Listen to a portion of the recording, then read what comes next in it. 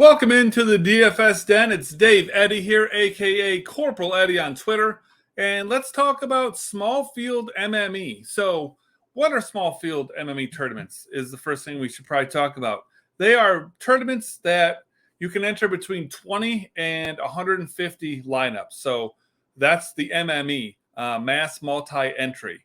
And the small, to me, would be anything under 5,000 total entries. So, that's what we're talking about here. We're not talking about single entry or cash or anything like that. We're talking about small field MME, contests with 5,000 or less participants, where you can enter somewhere between 20 and 150 lineups, okay?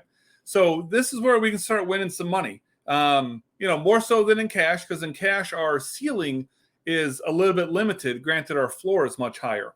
In MME, this is where we're trying to hit the top, 10th of a percentile as far as our lineup is concerned. So we are playing to win in MME. If you're not playing to win, then you're not doing MME correctly, and you probably should consider looking into playing cash. So when we're talking small field MME, let's get into roster construction. Number one thing, correlation is key. So I'm going to tell you that you should have at least 5 players in your lineup that are correlated to each other. Now, how can you go about doing that?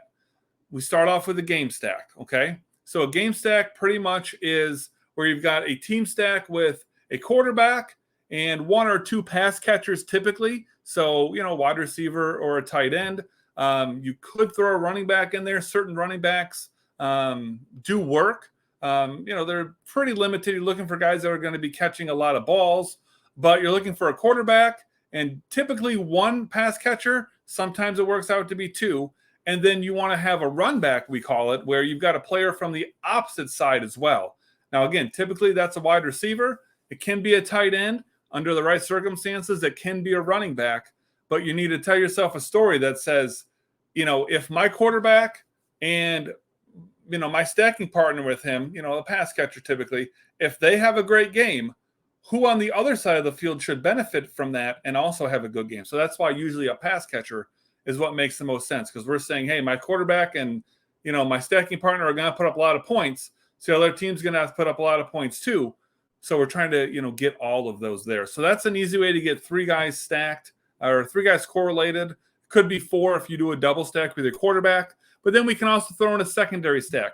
Secondary stack, again, is usually 2 pass catchers. So 2 wide receivers typically, could be a wide receiver and a tight end.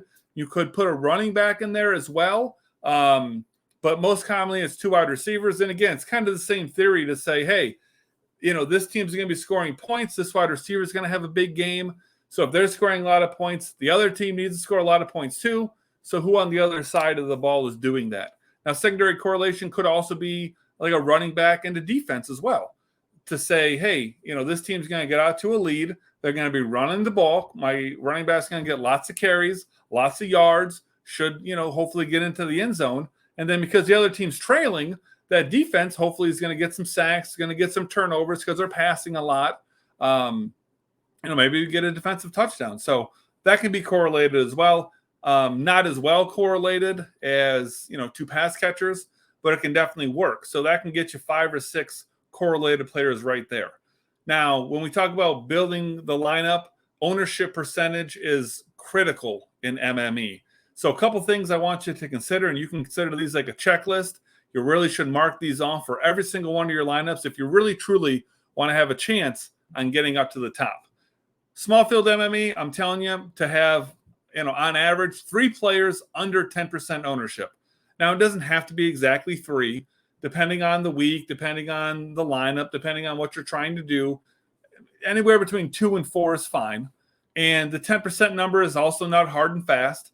Depending on how things work out, it could be 8, 9, 10, 11, 12%.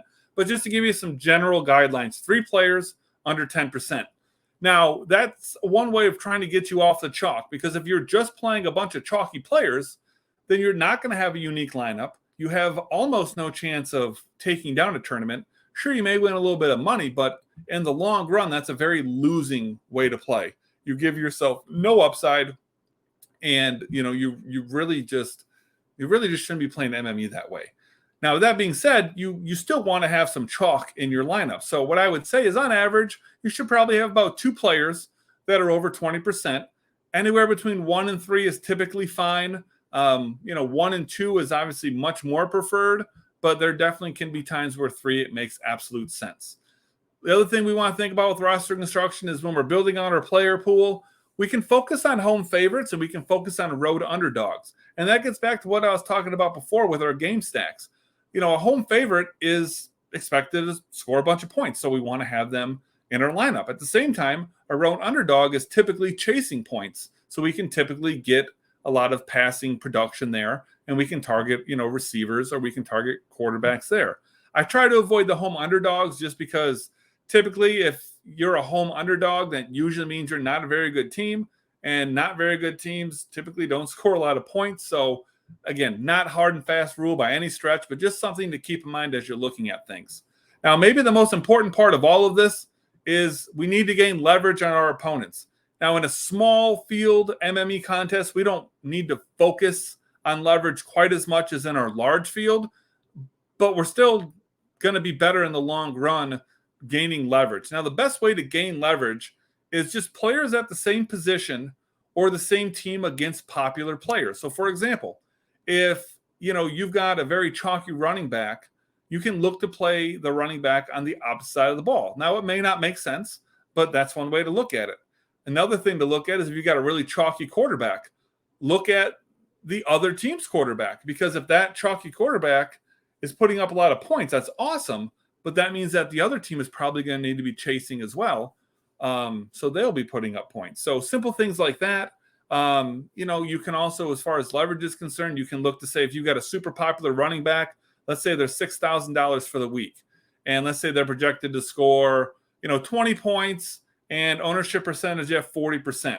You can look up and down the, salaries for the week and try to find a running back in the same, pricing structure. So maybe, within $500 above or below, that's projected for roughly the same points. So if they're projected for 20, maybe you're looking for guys, in the, 16 and above neighborhood.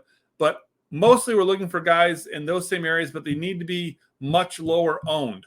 That way, when the chalky running back does not do well, we're sitting pretty. Now, again, this doesn't mean to, avoid chalk. You're going to have at least 2 guys in your lineup that are relatively chalky, but you need to avoid being so chalky that you absolutely kill any upside that you have for the lineup. So hopefully all of that makes sense. Hopefully all that's very helpful. If you simply follow this advice to a T, you will do well. Obviously, not every single week is this going to work out. Not at least exactly the way we want it. And you do have to kind of figure out, which chalk you want to play, which chalk you want to avoid. And there's a lot more that goes into it. But for a quick video to kind of give you the rundown, this is where we sit. Now, if you haven't done so already, pop on over here, subscribe to the channel. Make sure you turn on notifications so you get an alert every single time a new video comes out. And if you've enjoyed this video, if you think you've learned something from it, or if you've enjoyed any of these strategy videos, make sure and throw a like on here, and we'll see you next time.